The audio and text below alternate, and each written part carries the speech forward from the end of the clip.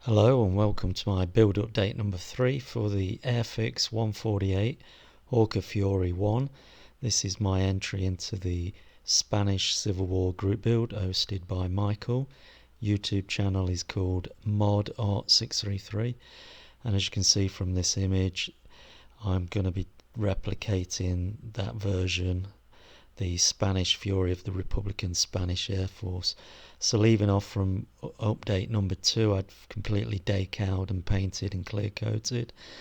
I then started off this update by assembling the struts for the upper wings onto the fuselage, and then I made a dark oil wash and coated the plane with that, let it dry for 30 minutes and then rubbed it off. I then did a light filter that I applied, let that dry for 30 minutes, and then I rubbed that off just to give it some sort of a subtle tone, just to tone things down. And that's the underside that you can see now. We just looked at the top side after those washes and filters.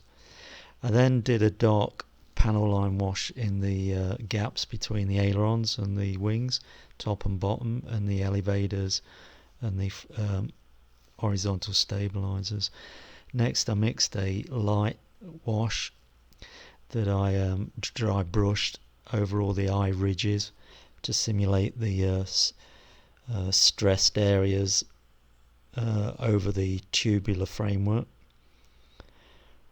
And there's a wingtip on the bottom, and that's the horizontal stabilizer, elevators and rudder that I applied it to. Then next I moved on to chipping, so I took out the chrome silver and a fine brush and applied some chipping. That's the port side of the fuselage, and that's the starboard side. I did a lot more, I'm just showing a couple of photographs. So then I painted the leather padding that goes around the front edge of the cockpit area. As you can see there, it gave it a leather tone. And then I applied a dirt wash to the wheels. Next I glued in the vertical uprights for the wings, upper wings, and there they are. All uprights are glued in already now. And then I put in the struts on the horizontal stabilizers. Then I took everything over to the spray station and gave everything a final flat matte clear coat, except for the propeller, which I gave a semi-gloss clear coat. Then I mixed a black with a bit of brown to do exhaust stains, and also used that to do the burn stains, the gunpowder stains from the guns, and to simulate some oil staining from the oil cooler on the underside. I then thinned down some deck tan and airbrushed that over the exhaust staining to simulate lead deposit. Then I did a dirt wash around the rear tail area, and then it was on to rigging. So I got my rigging gear together, some heavy easy line, some fine easy line, a scalpel, tweezers, scissors, toothpick, and some super glue. And I started off by doing the 2 pieces of rigging in the wheel frame area, and then I moved on to my first piece of rigging for the upper wings, and I glued one end to the side of the wheel strut, and then applied glue on to the tip of the upright, stretched the easy line over that, and then cut the excess off. And then secondly I went on to the bottom ones and I glued 2 ends to one end and then stretched them up to the top where I'd applied a bit of glue on top of a strut, and then I cut off the excess again, and then I repeated that at all points until I'd finished. That's the port side complete. Then I went on to the inside and I drilled a couple of holes there, one on the forward gun fuselage and one on the rear upper fuselage, and then into that I inserted a couple of pieces of the easy line and then stretched it over to the struts and glued it onto the struts and cut off the excess.